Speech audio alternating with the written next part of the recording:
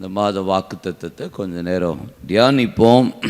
சங்கீதம் 56ஆம் சங்கீதம் அதனுடைய 8ஆம் வசனத்தை வாசிக்க கேட்போம். சங்கீதம் 56 அதனுடைய 8ஆம் வசனம்.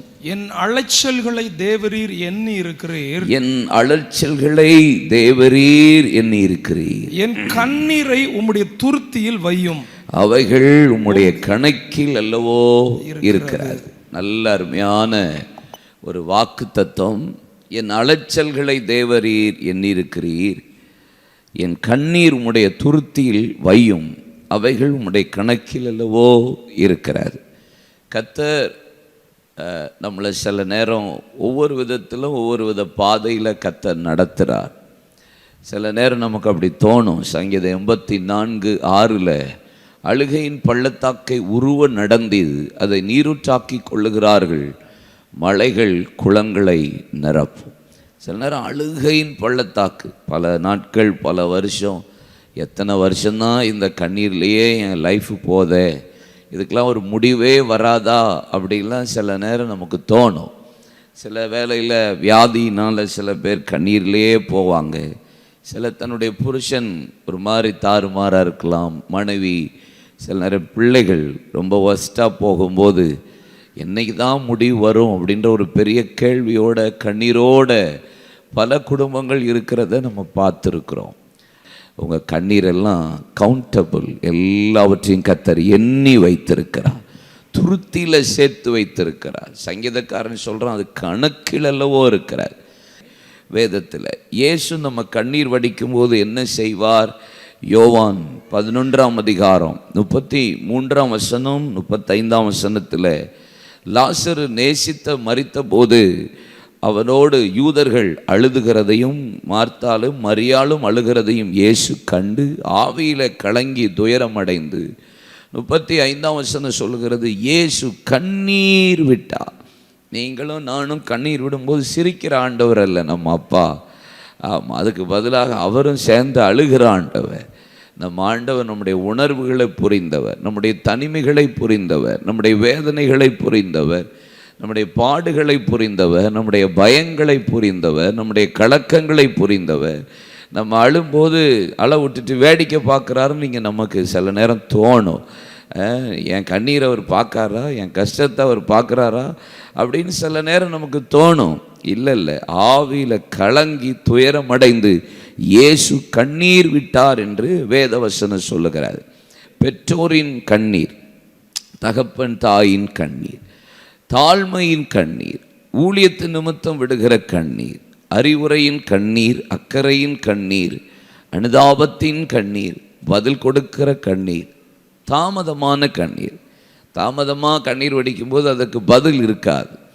இன்றைக்கி மாலையில் ஒரு வசனத்தை உங்களுக்கு முன்பாக பரிசுத்த ஆவியானவர் உங்களுக்கு முன்பாக நிறுத்த வைப்பாராக. ஏசாயா தீர்க்கதரிசன புத்தகம் 25ஆம் அதிகாரம் அதனுடைய 8ஆம் வசனம். ஐசியா சாப்டர் 25:8 வாசிக்க கேட்போம். அவர் மரணத்தை ஜெயமாக விழுங்குவார், அவர் மரணத்தை ஜெயமாக விழுங்குவார். கர்த்தராகிய தேவன் எல்லா முகங்களிலும் இருந்து கண்ணீரை துடைத்து, அவர் எல்லா முகங்களிலும் இருக்கிற கண்ணீரை துடைத்து தமது ஜனத்து நிந்தை பூமியில் இராதபடிக்கு முற்றிலும் நீக்கி விடுவார். கர்த்தரே இதை சொன்னார்.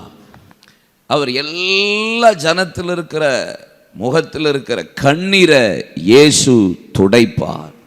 அவர் தம் ஜனத்தின் நிந்தையை பூமியில் இராதபடிக்கு முற்றிலும் நீக்கி விடுவார். கர்த்தரே இதை சொல்லுகிறார். அவர் மரணத்தை ஜெயமாக விழுங்குவார்.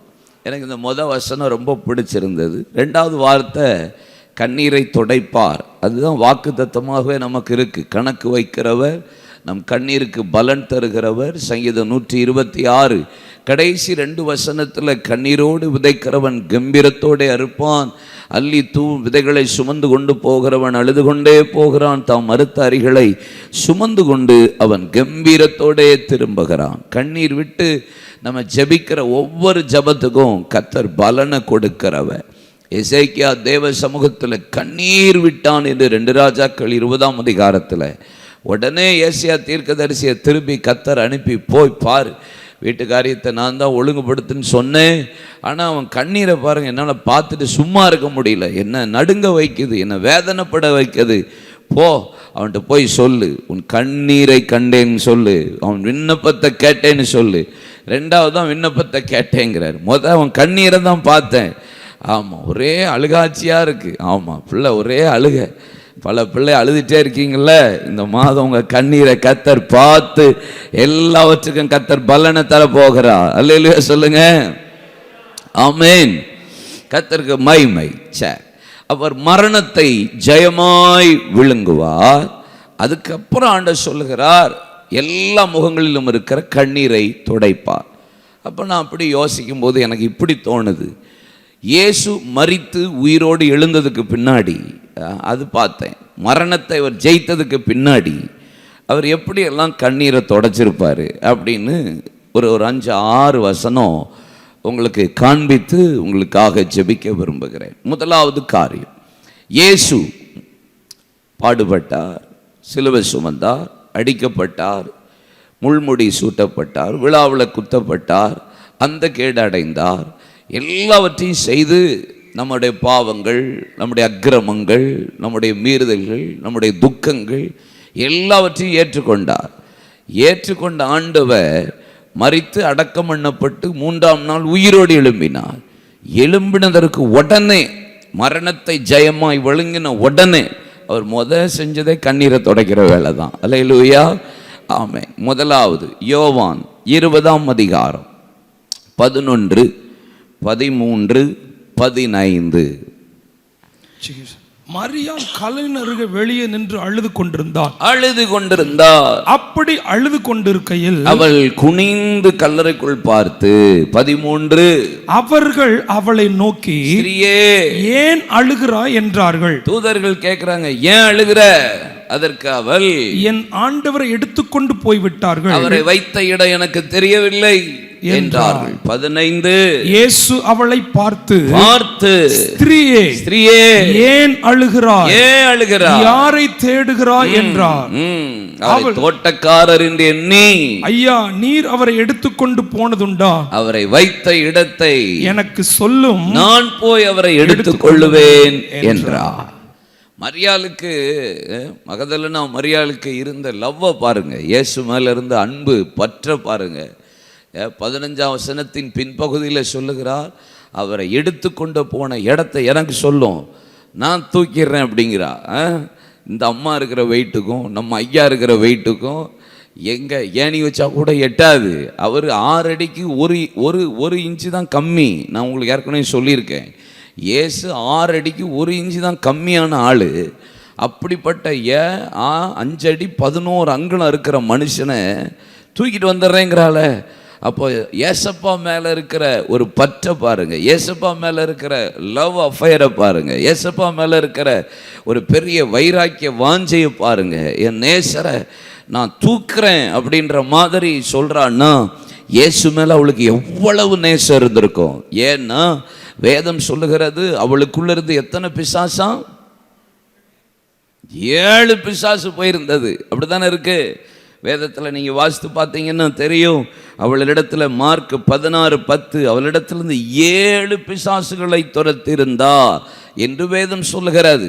அப்படின்னா அவளுக்குள்ள எனக்கு ஒரு அற்புதம் செஞ்ச ஆண்டவர், என் பாவத்தை மன்னித்த ஆண்டவர், எனக்கு விடுதலை கொடுத்த ஆண்டவர், பரிமள தைலத்தை இயேசுவின் மீது ஊற்றி பாதத்தில் கண்ணீரினால் நனைத்து மயிரை வச்சு தொடைத்து வெள்ளக்கள் பரணி எவ்வளோ விளையேறப்பட்ட அந்த தைலத்தை உடைச்சு ஊற்றி தாழ்மையின் ஜபம், அந்த ஜபத்தை கண்ணீரோடு செய்தால் பாதத்துக்கு பின்பாக இருந்து அவள் அநேக பாவம் மன்னிக்கப்பட்டது. இவள் மிகவும் என்னிடத்தில் அன்பு கூர்ந்திருந்தாலே, இயேசு அவளை பற்றி சொல்லுகிறார், எனக்கு ரொம்ப அன்பு கூர்ந்திருக்கா, இவ பாவங்கள் அநேகம் மன்னிக்கப்பட்டது. சீமோனே, நீ வெளியே பார்க்குற, நானா இருதயத்தை பார்க்குறேன், அவள் இருதயம் அப்படி இருக்கு அப்படின்னு இயேசு சொல்லி அவளை என்கரேஜ் பண்ண. இயேசுவுக்கு தைலத்தை ஊற்றின அவளுக்கு முதல் இயேசு தான் தரிசனமானா. உயிர்த்தெழுந்து மரணத்தை ஜெயித்த உடனே அவ கண்ணீரை தான் இயேசு துடைத்தார் என்று வேதம் சொல்லுகிறார். உயிர்த்தெழுந்த தேவன் மகதலேனா மரியாளின் கண்ணீரை இயேசு துடைத்தார். ஆவியான சொல்லுகிறா, இயேசுவின் மீது அன்பா இருக்கிறவர்கள், இயேசுவின் மீது பற்றுதலா இருக்கிறவர்கள், இயேசுவுக்காக எதையும் இழக்கிறவர்கள். பரிமள தைலம் என்பது அவங்க வாழ்வாதாரத்துக்காக வைக்கப்பட்ட ஒரு காரியம்.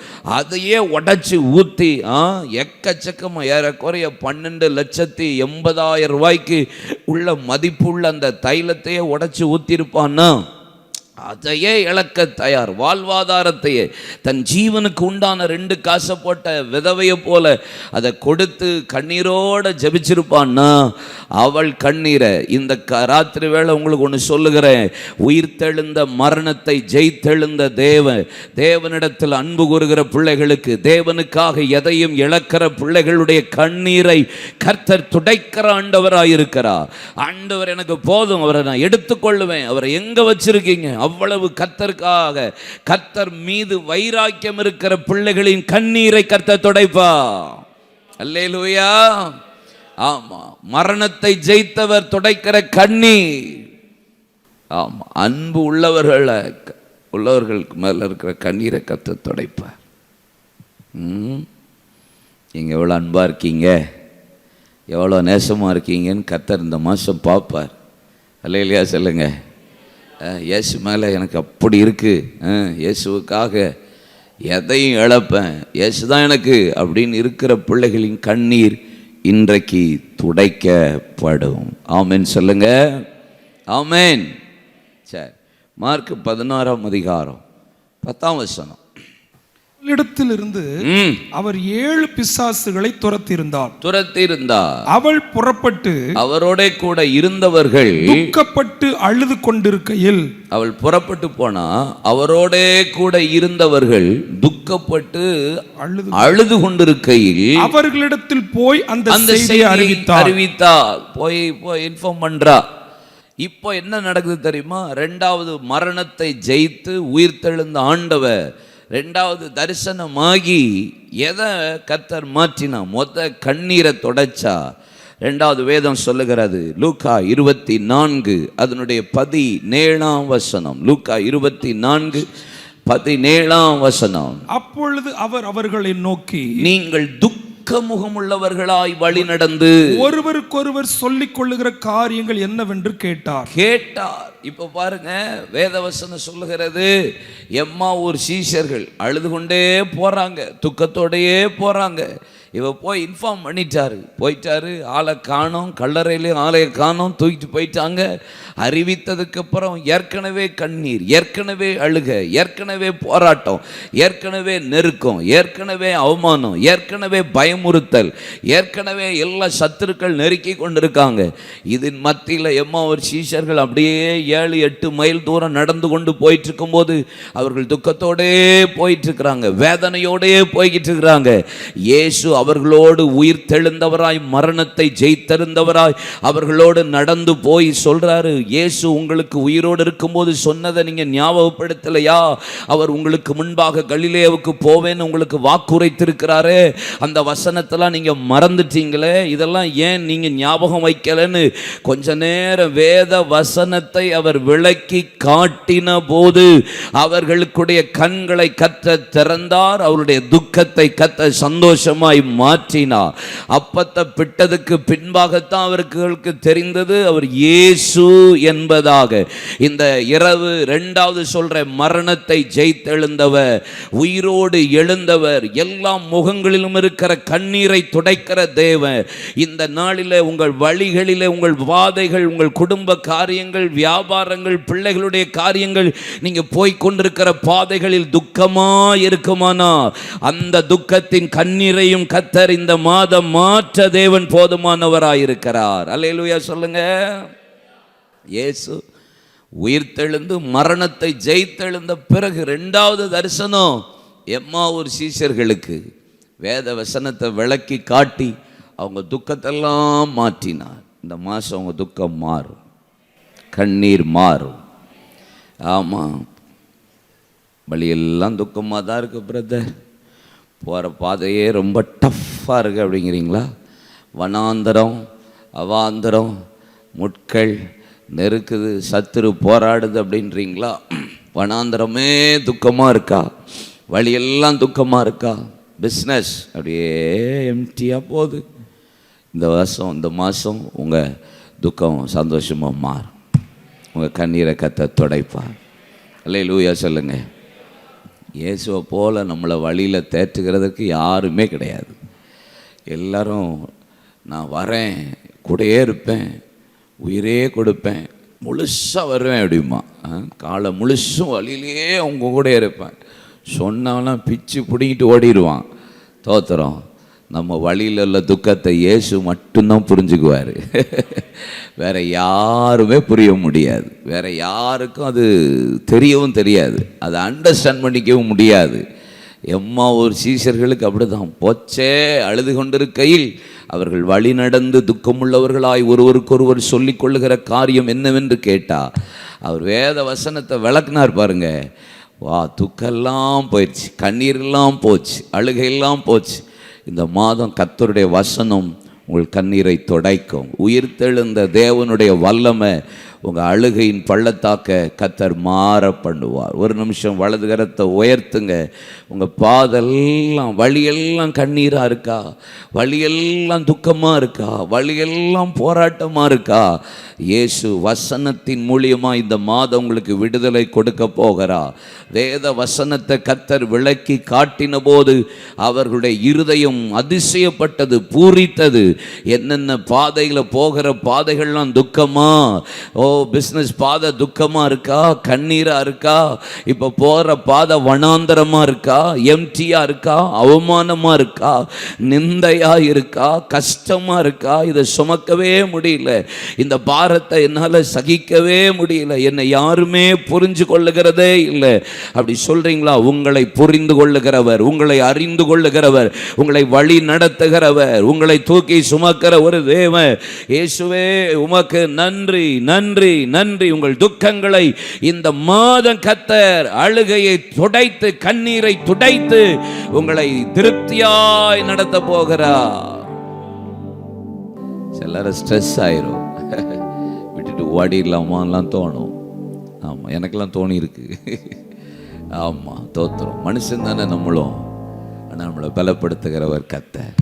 வழிகளில் அவர்களை சோர்ந்து போவார்களே, இயேசு பாருங்க, வழிகளில் அவர் போனால் திருப்பி சோர்ந்து போவார்களேன்னு சொல்லி அவர்களுக்கு 5 அப்பத்தையும் 2 மீனையும் 5000 பேருக்கு கொடுத்து சோர்ந்து போயிடக்கூடாது. அவங்க பலவீனமே பற்றக்கூடாது. அவங்க அழுது கொண்டு இருக்கையில் வழியில் துக்கத்தோடே போகிறாங்க. இயேசு காரியத்தை, வேத வசனத்தை விளக்கி காட்டி அவர்கள் கண்ணீரை, அழுகைய, துக்கத்தை மாற்றி அவர்கள் கண்கள் திறக்கப்பட்டது, சந்தோஷம் அடைந்தார்கள். மரணத்தை ஜெயித்தவர் உங்கள் வழிகளில் இருக்கிற கண்ணீரை கர்த்தர் இன்னைக்கு மாற்றுவார். யோவான் 21:1. மூன்றாவது இயேசு உயிர்த்தெழுந்து மூணாவது செய்த காரியம் பாருங்க. மரணத்தை ஜெயித்த பின்பு, இவைகளுக்கு பின்பு இயேசு திபோரியா கடற்கரையிலே மறுபடியும் சீஷருக்கு தம்மை வெளிப்படுத்தினார். வெளிப்படுத்தின விவரமாவது என்று போடப்பட்டு 14ஆம் வசனம் பாருங்க. இயேசு மரித்தோரில் இருந்து எழுந்த பின்பு தம்முடைய சீஷர்களுக்கு அருளின தரிசனங்களில் இது மூன்றாவது தரிசனம். தேர்ட், மூணாவது அப்படி வெளிப்படுத்துகிறார். 17ஆம் வசனம் பாருங்க. 21:17. மூன்றாம் தரம் அவர் அவனை நோக்கி, யோனாவின் குமாரனாகிய சீமோனே, நீ என்னை நேசிக்கிறாயா என்றார். என்னை நேசிக்கிறாயா என்று அவர் மூன்றாம் தரம் தன்னை கேட்டபடினால் பேதுரு துக்கப்பட்டு, அவனுக்கும் ஒரு வேதனை, கண்ணீர். என்னடா ஏசப்பா, நம்ம நேசிக்கிறதையே நமக்கு ஒரு பாரம் இருக்கு. இந்த 21ஆம் அதிகாரத்தில் இயேசு உயிர்த்தெழுந்ததற்கு பின்பாக இங்கே ஒரு காரியம் இருக்கு. என்னன்னா, சீஷர்கள் பின்மாற்றத்துக்கு போயிட்டாங்க. 3ஆம் முறை தரிசனமாகும் போது சீஷர்கள் எல்லாம் வலையை எடுத்தாச்சு, படகை தூக்கியாச்சு, விட்டதை திருப்பி கலப்பையில் கையை வச்ச எல்லா பாஸும் திருப்பி ஆமாம் ரைட்டு அப்படின்னு தூக்கி எல்லா பைபிளை தூக்கி போட்டாச்சு. ஊழியம் முடிஞ்சு போச்சு, அவ்வளோதான். நம்ம பாஸு கெட்டாப் ஆயிட்டாரு, நம்ம அப்புறம் சட்டப் ஆயிட வேண்டியதான்ட்டு நம்ம ஆட்கள் திருப்பி வலையை தூக்க, படகை போட, கொண்டு போய் மீனை பிடிக்கிறதுக்கு இறங்கிட்டாங்க. ஆனாலும் பிரயாசப்பட்டு ஒன்றும் அகப்படவில்லை என்று வேதம் சொல்லுகிறாரு. இயேசு கரையில் உட்கார்ந்து அவர்களுக்காக மீனை பொறித்து காத்து கொண்டே இருக்கிறார். இப்பொழுது பேதுருவை பார்த்து சொல்லுகிறார், வா, வலையை கொண்டு எங்கே போடுவோம்? ஆழத்தில் போடுவோம் போடுவோம் வா. எத்தனை மீன்? 153 பெரிய மீன்களை கர்த்தர் கொடுத்தார் இருக்கு. பின்மாற்றத்தில் போகிறவனையும் கர்த்தர் பலப்படுத்துறவர் தான் நம்ம ஆண்டவர். பின்மாற்றத்தில் இயேசுவை விட்டுட்டு போயாச்சு, ஊழியத்தை விட்டு போயாச்சு, நமக்கெல்லாம் எப்படி இருக்கும்? நம்மளை விட்டுட்டு போகிறானே. ஒரு ஒரு ஒரு நேச்சுரலாக யோசிச்சு பாருங்க, கொஞ்சம் யோசிச்சு பாருங்கள். நம்ம கூட இருந்த ஆள், நான் உங்களை எதுக்காக மனுஷர்களை பிடிக்கிறவராய் மாற்றுவேன் என்று சொல்லி பேதுரு படகையும் வலையும் விட்டுட்டு போனார். யோவான் அப்போஸ்தலன் பாருங்க, படகு வலை தகப்பனையும் விட்டுட்டு போனார். எல்லாத்தையும் விட்டுட்டு போய் இயேசுக்கு பின்னாடி போய் அற்புத அடையாளங்களை பார்த்துருக்காங்க, விடுதலையை பார்த்துருக்காங்க, மரித்தோர் உயிரோடு எழுந்ததை பார்த்துருக்காங்க, வியாதி சுகப்படுகிறத பார்த்துருக்காங்க, 4 நாள் நாருமே என்று சொன்ன லாசருவை எழுப்பினதை பார்த்துருக்காங்க, எவரிவின் மகளை எழுப்பினதை பார்த்துருக்காங்க, நாயினர் விதவையின் மகனை எழுப்பினதை பார்த்துருக்காங்க. 12 வருஷம் 18 வருஷம் 38 வருஷம் 40 வருஷம் சப்பானி, பிறவி சப்பானி, வயிற்றதிலிருந்தே சப்பானி, இப்படிப்பட்ட பல பேரை பார்த்து அற்புத அடையாளங்கள், பிசாசு போனது, கண் திறந்தது, காது கேட்டது, குஷ்டரோகி சுகமானது, எல்லாத்தையும் பார்த்தது, இவங்க மூலியமாகவும் பிசாசு வெளியே போனது எல்லாம் தெரிஞ்ச பிறகும் பின்மாற்றத்துக்கு போன உடனே இயேசு ஒரு நாள் அவர்களை கடிந்து கொள்ளல. அவர்களுக்கு இயேசு முதலாவது அற்புதம் செய்தார், விடுதலை கொடுத்தார். அவங்களுக்கு ஒரு சாப்பாட்டை போட்டுட்டு, ஏசப்பா பாருங்க, நான் அன்னைக்கே உங்களுக்கு ஒன்று சொன்னேன், ஏசப்பா எப்போதும் உடனே கடிந்து கொள்ளுகிறவர் இல்லை. அவர்கிட்ட நெருங்க நெருங்க பழக பழக தான் நம்முடைய குறையை சொல்லி சொல்லி காட்டுவார். ஃபஸ்ட்டே நம்ம குறைய சொல்லிடவே மாட்டார். ஆமாம், அன்றைக்கி சொன்னா இல்லையா, அந்த வாலிபன், ஐஸ்வர்யமாக இருந்த ஒரு வாலிபன் இயேசுவை பின்பற்றி வந்தான். நான் கற்பனைகளில் எல்லாம் கற்றுருக்கிறேன். இயேசு கேட்டார் 5 கற்பனை, இது சின்ன வயசுலேருந்தே கற்றுருக்கேன். அப்படியா, ரொம்ப ஹாப்பிப்பா அப்படின்னா இயேசுக்கு தெரியாமலையா இருக்கும். அவன் ஜெயிச்சதை முதல்ல அவனுக்கு சொல்லி காமிக்கிறார். எப்பயுமே நம்ம தோல்வியை நமக்கு காமிக்கிறவர்ல, நம்ம ஜெயிச்சதை தான் கர்த்தர் நமக்கு காண்பிப்பார். பேதுரு பாருங்க, நம்மால் ஆரம்பத்தில் பிடிக்கும் போதும் படகு நிரம்ப வளைய கிளியத்தக்க கர்த்தர் 2 படகு அமலத்தக்க மீனை கொடுத்தாரு. அப்புறம் தான் அவனை கூப்பிட்டாரு. இப்போ பின்மாற்றத்தில் இருந்தபோது 153 மீன். நான் ஏற்கனவே உங்களுக்கு சொல்லியிருக்கிறேன், 153 மீன். 100 என்பது யூதர்களுடைய பரிபூர்ணம், 50 என்பது புறஜாதிகளின் பரிபூர்ணம், 3 என்பது திருத்துவத்தின் பரிபூர்ணம். அப்படின்னா பரிபூரணமான ஆசீர்வாதத்தை உயிர் தெழுந்ததுக்கு அப்புறம் இயேசு அவனுக்கு கொடுக்கிறா. அதை பெற்றதுக்கு அப்புறம் தான் ஆண்டவர் சொல்றார், நீ என்ன நேசிக்கிறியா? இப்பதான் என்கவுண்டரே பண்ணுவார். அல்லேலூயா. 3வது மரணத்தை ஜெயித்து உயிர் தெழுந்தவர், எல்லா முகங்களிலும் இருக்கிற கண்ணீரை துடைப்பேனார, இந்த பின்மாற்றத்தையும் கர்த்தர் மாற்றுகிறவர். பின்மாற்றத்தை நிமித்தம் வருகிற துக்கம், பின்மாற்றத்தை நிமித்தம் வருகிற கண்ணீரையும் இந்த மாதம் கர்த்தர் துடைத்து மீண்டும் அவருடைய ஊழியத்தில், மீண்டும் அவர் பட்சத்தில், மீண்டும் அவர் சமூகத்தில், மீண்டும் அவருடைய பாதத்தில், மீண்டும் அவரை மீன் பிடிக்கிறவனால மனுஷனை பிடிக்கிறவனாய் கர்த்தர் மாற்றினா. அல்லேலூயா. இந்த மாதம் நம்ம குடும்பங்களை கர்த்தர் மீண்டும் பிடிக்க போறார். Praise God. ஆமாம் ஆமாம் ஆமாம், பின்மாற்றெல்லாம் மாறப்போகிறது. சில நேரம் எப்படி இருக்கும் தெரியுமா, நமக்கு இந்த ஈகோ பிரச்சனை இருக்கும். ஈகோ பிரச்சனை போயிட்டு நான் போய் எப்படி திருப்பி போய் இது பிசாசு கொண்டு வந்துட்டே இருப்பான். நம்மளை வந்து இப்போ கர்த்தர் பக்கம் நெருங்க விட மாட்டான். நான் தான் தப்பு பண்ணிட்டேன்ல, நான் தான் பின்மாற்றம் அடைஞ்சிட்டேன்ல, நான் தான் பைபிள் வாசிக்கிறத நான் நிறுத்திட்டேன்ல, நான் தான் இப்போ சர்ச்சுக்கு போகிறதே விட்டுட்டேன்ல, நான் தான் இப்படி பண்ணிட்டானே அப்படி பண்ணிட்டேனேன்னு சொல்லி இதுவே நமக்கு கில்ட்டி கான்சியஸ் ஆகி என்ன ஆயிரும்னா ஒரு ஈகோஸ்டிக் ஆயிரும். கடைசியில் அதை அறிக்கை பண்ண விடாது, ஒப்பு கொடுக்க விடாது, மனம் திரும்ப விடாது. கடைசியில் அது பின்மாற்றத்துக்கு போய் கடைசியில் அது வந்து ஒரு பெரிய இழப்பு, நஷ்டம். இப்போ பேதுரு பின்மாற்றத்துக்கு போனார், இயேசு கண்டார். அப்படி பார்த்த உடனே மனம் கசந்து அழுது இயேசுட்ட வந்துட்டான். ஆனால் யூதாஸ் காரியத்தை பாருங்க, அவன் தப்பு பண்ணினா மனம் கசந்தான், அழுதான். ஆனால் என்ன செஞ்சிட்டான், தற்கொலைக்கு போயிட்டான். மனம் திரும்புவது சரியான ஆள்கிட்ட மனம் திரும்பணும், ஒப்பு கொடுக்கறது சரியான ஆள்கிட்ட ஒப்பு கொடுக்கணும். விட்டு கொடுக்கறத ஈகோ எல்லாம் தூக்கி போட்டுட்டு, ஆண்டவரே இது தப்பு பண்ணிட்டேன், இப்படி பண்ணிட்டேன் என்ற வாரேன், எனக்கு கிருபை தாங்க, இந்த மாதம் கேளுங்க. மரணத்தை ஜெயித்தவர், உயிரோடு எழுந்தவர் உங்கள் கண்களில் இருக்கிற கண்ணீரை துக்கத்தை மாற்றி துடைப்பா. ஆமாம், பின்மாற்றத்து நிமித்தம் வர்ற கண்ணீரையும் கர்த்தர் மாற்றுவார். அது நிமித்தம் வர்ற துக்கத்தையும் கர்த்தர் உங்களுக்கு மாற்றுவார் இந்த மாதம். ஆமென். 4வது பாருங்க, லூக்கா 24:36-37 வசனம். லூக்கா 24:36-37 இவைகளை குறித்து அவர்கள் பேசிக் கொண்டிருக்கையில் இயேசு தாமே அவர்கள் நடுவில் நின்று சமாதானம் உங்களுக்கு என்றார். அவர்கள் கலங்கி பயந்து ஒரு ஆவியை காண்கிறதாக நினைத்தார். ஏற்கனவே பயம், ஏற்கனவே கலக்கம், ஏற்கனவே கண்ணீர், ஏற்கனவே அழுக, ஏற்கனவே துக்கம், இதன் மத்தியில் கலங்கி இருக்காங்க. இயேசுவை எடுத்துக்கொண்டு போயிட்டாங்கன்னு ஒரு பக்கம் பேச்சு கேட்குது, இன்னொரு பக்கம் வழியில் தரிசனமானார்னு கேள்விப்படுறாங்க, இன்னொரு பக்கம் அங்கே சீஷர்களுக்கு தரிசனமானார்னு இருக்கிறாங்க. என்ன நடக்குதுன்னு ஒன்றும் தெரியல. திடீர்னு இயேசு அறையிலே 4வது தரிசனமானார். மரணத்தை ஜெயித்தவர், உயிரோடு எழுந்தவர் தரிசனமாகி அவர்கள் கலக்கத்தை, பயத்தை மாற்றி சமாதானம் என்று சொன்னார். 4வது உங்களுக்கு கிடைக்கிறது சமாதானம்.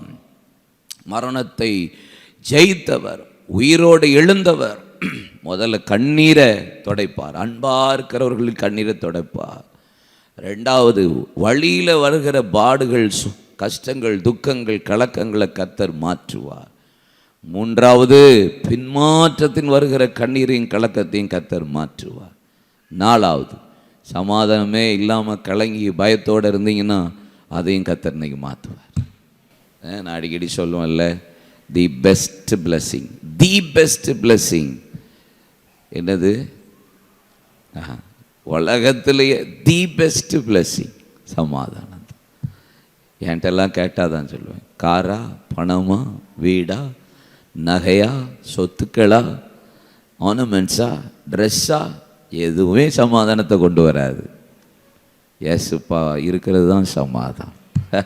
உங்களுக்கு சமாதானம், சமாதானம் ரொம்ப இம்பார்ட்டன்ட். பாருங்க, எதை உலகம் கொடுக்கக்கூடாத அளவுக்கு அவருடைய சமாதானத்தை ஏசப்பா வச்சுட்டு போயிருக்கிறார். என்ன, யார் சமாதானம் நமக்கு இருக்கு? ஆமாம், உன் வீட்டு நிலைக்கால்களில் சமாதானம், உங்கள் குடும்பத்தில் சமாதானம் இருக்கணும், பிள்ளைகள் வாழ்க்கையில் சமாதானம் இருக்கணும். ஆனால் இன்னைக்கு எல்லாம் உலகம்லாம் பணத்தை பார்க்குது, ஜாதியை பார்க்குது, அழகை பார்க்குது, கலரை பார்க்குறாங்க. அதை விட முக்கியம் சமாதானம் பார்க்கணும். சொல்லுங்க, உங்களுக்கு சமாதானம், எல்லாத்துலேயும் சமாதானம். பக்கத்தில் கையை பிடிங்க. இவருங்க எவ்வளவு பிரச்சனை இருந்தாலும், எவ்வளவு போராட்டம் வந்தாலும், ஏசப்பாவுடைய சமாதானம் இருந்துச்சுன்னு வச்சுக்கோங்களேன், பிரச்சனைலாம் ஒரு விஷயமாவே இருக்காது. நான் பார்த்துருக்கேன் என் லைஃப்பில். எனக்கு தலைக்கு மேலே போகும் வெள்ளம், யோர்தான். ஆமாம், ஆனால் அப்படியா அப்படின்ட்டு இருப்பேன். எனக்கு சோத்திரம். நான் போன வாரம் சொன்னேன்ல, ஊழியத்தை முடிச்சுட்டு வாரேன், 15 நாள் கழித்து ஊருக்குள்ளே வரேன். உள்ளே நுழையும் போதே பஞ்சாயத்தில் தான் வாரேன். ஆனால் எதுவுமே என்னை அஃபெக்ட் பண்ணவே இல்லை. எதுவுமே ஒரு இம்மி கூட என்னை துக்கப்படுத்தவோ வேதனைப்படுத்தவோ எனக்கு வருத்தமோ ஒன்றுமே இல்லை. மனுஷன் அப்படி தான் இருப்பான். ஏசப்பால எனக்கு சமாதானம் கொடுத்தவன், உலகம் கொடுக்க முடியாத அளவுக்கு சமாதானத்தை எனக்கு தந்திருக்கிறார். ஆமென். ஆமாம். நீதிமான் துர்ச்செய்தி கேட்டாலும் பயப்படான், ஏன்னா அவனுக்குள்ள சமாதானம் இருக்கு. என்ன செய்தி வந்தாலும் அவனை ஷேக் பண்ண முடியாது, ஏன்னா கர்த்தர் உனக்கு கொடுக்குற சமாதானம். உயிர் தெழுந்தவர், மரணத்தை ஜெயமாய் விழுங்கினவர், எல்லா முகங்களிலும் இருக்கிற கண்ணீரை துடைக்கிறார்னா உங்களுக்கு சமாதானத்தை கொடுக்கறதுக்கு தான் கர்த்தர் செய்கிறார். இந்த மாதம் உங்கள் கண்ணீரை துடைத்து முழு சமாதானம், உங்கள் பிள்ளைகள் வாழ்க்கையில் சமாதானம், ஊழியத்தில், குடும்பத்தில், வியாபாரத்தில், வேலையில், வரவ எல்லாவற்றிலும் சமாதானம். அல்லேலூயா. 5வது யோவான் 20ஆம் அதிகாரம் 27-28 வசனம் வாசிக்க கேட்போம். யோவான் 20:27-28. பின்பு அவர் தோமாவை நோக்கி, நீ உன் விரலை இங்கே நீட்டி என் கையை பார், உன் கையை நீட்டி என் விழாவிலே போடு, அவிசுவாசியாயிராமல் விசுவாசியாய் இரு என்றார். தோமாவே, நீ கண்டு விசுவாசிக்கிறாய், காணாத விசுவாசிக்கிறவர்கள் தான் பாக்கியவான்கள். ஐந்தாவது, இயேசு உயிரோடு எழும்பி மரணத்தை ஜெயித்தவர். கண்களில் இருக்கிற எல்லா கண்ணீரையும் துடைத்து, துக்கம், பயம், ஆவியில கலக்கம், வலியில சோர்வு, துக்கம் எல்லாத்தையும் மாற்றி சமாதானத்தை கொடுத்த தேவன், பலப்படுத்துகிற தேவன். இங்க சொல்ற ஒரு வார்த்தை, அவிசுவாசியாராத, விசுவாசியாயிரு. ஆமா, ஒரு பக்கம் கடிந்தும் கொள்ளுகிறார். Mark 16:14, 16 and 14. அதன் பின்பு 11 பேரும் போஜன பந்தி இருக்கையில் அவர்களுக்கு அவர் தரிசனமாகி உயிர்த்தெழுந்த தம்மை கண்டவர்களை அவர்கள் நம்பாமற் போனது நிமித்தம் அவர்களுடைய அவிசுவாசத்தை குறித்தும் இருதய கடினத்தை குறித்தும் அவர்களை கடிந்து கொண்டார். சிலர் அவிசுவாசத்தினால தானே கண்ணீரே வருது, இல்ல சந்தேகத்தினால தானே கண்ணீரே வருது. பேன்னு மூக்க ஒழுகிட்டு இதை ஃபுல்லாக நினச்சி தோத்துறோம், சாரியை ஃபுல்லாக நினச்சி தோத்துறோம், தலையை ஃபுல்லாக நினச்சி அல்லே லூயா எங்களையும் நீங்கள் நினச்சி தோத்துறோம். பாவம் இல்லை, சில பேருக்கு அந்த விசுவாசம் வரமாட்டுக்கு, வேதனையாக இருக்குது, அதனால உட்காந்து அழுதுகிட்டே இருப்பாங்க. சந்தேகமே படாதீங்க, இந்த மாதம் இந்த நாளில் ஆண்டவர் உங்களை பார்த்து சொல்கிறார், உயிர்த்தெழுந்து மரணத்தை ஜெயித்தவர், சந்தேகத்தை எல்லாத்தையும் மாற்றி, அவிசுவாசத்தை எல்லாம் மாற்றி, விசுவாசம்னா இருன்னு கடிந்து கொண்டு உங்கள் கண்ணீரை துடைக்க போகிறார். விசுவாசம் வரட்டும். அவிசுவாசத்தினால் விடுகிற கண்ணீர், சந்தேகத்தினால் வர்ற கண்ணீர் எல்லாத்தையும் கர்த்தர் மாற்றிடுவார். இன்னைக்கு நடக்கும், நம்புறீங்களா? விசுவாசம் நம்பப்படுகிறவர்களின் உறுதியும் காணப்படாதவைகளின் நிச்சயமாக இருக்கிறது. விசுவாசம், ஆமாம், நம்பப்படுகிறவர்களின் உறுதியும் காணப்படாதவைகளின் நிச்சயம். ஆமாம், உங்கள் விசுவாசத்தை, உங்கள் நம்பிக்கையை அறிக்கை பண்ணுகிறதுல அசைவில்லாமல் உறுதியாக இருங்கண்ணே. வாக்கு தத்தம் பண்ணினவர் அவர் உண்மையுள்ளவர். ஒரு நாளும் நீங்கள் சோர்ந்தே பெறக்கூடாது, ஒரு நாளும் அவிசுவாசமே வரக்கூடாது. அது அவர் பார்த்துக்குவார்.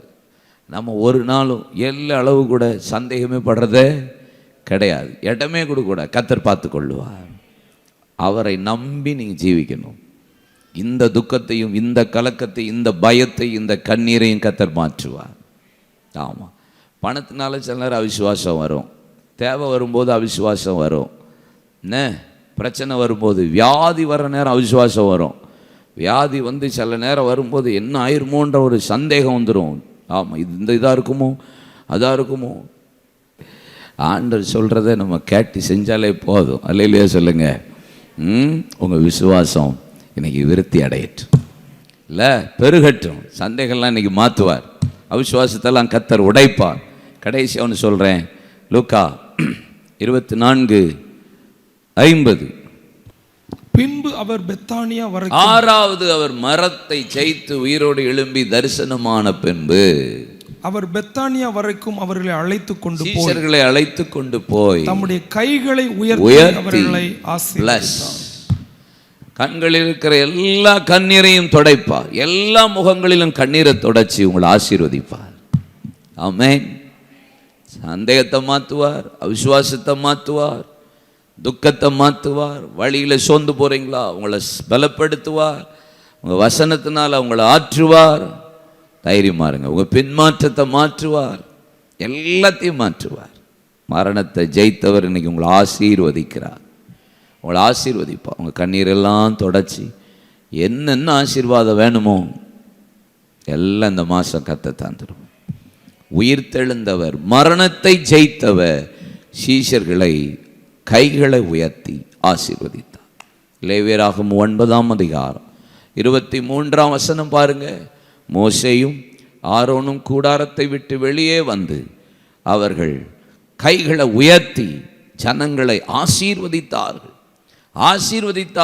அப்பொழுது கர்த்தருடைய மகிமை ஜனங்களுக்கு காணப்பட்டது. வெளியே வந்து ஜனங்கள் அப்படியே ஒரு ஆசீர்வாதம், பிளஸ் பண்ணது தான் தாமதம். மகிமை அப்படியே ஜனங்கள் மீது காணப்பட்டது, கூடாரத்தின் மீது காணப்பட்டது. வாட்டவர் ஆசீர்வதிக்க பழகுங்க. என்ன, உங்களை ஆசீர்வதிப்பார், உங்கள் பிஸ்னஸ் ஆசீர்வதிப்பார், உங்கள் பிள்ளைகளை ஆசீர்வதிப்பார், உங்கள் குடும்பம் ஆசீர்வதிக்கப்பட்டிருக்கும். உங்கள் கையின் பிரயாசங்களை கர்த்தர் ஆசீர்வதிப்பாராக. எல்லாரும் எழுந்து நிற்போம்.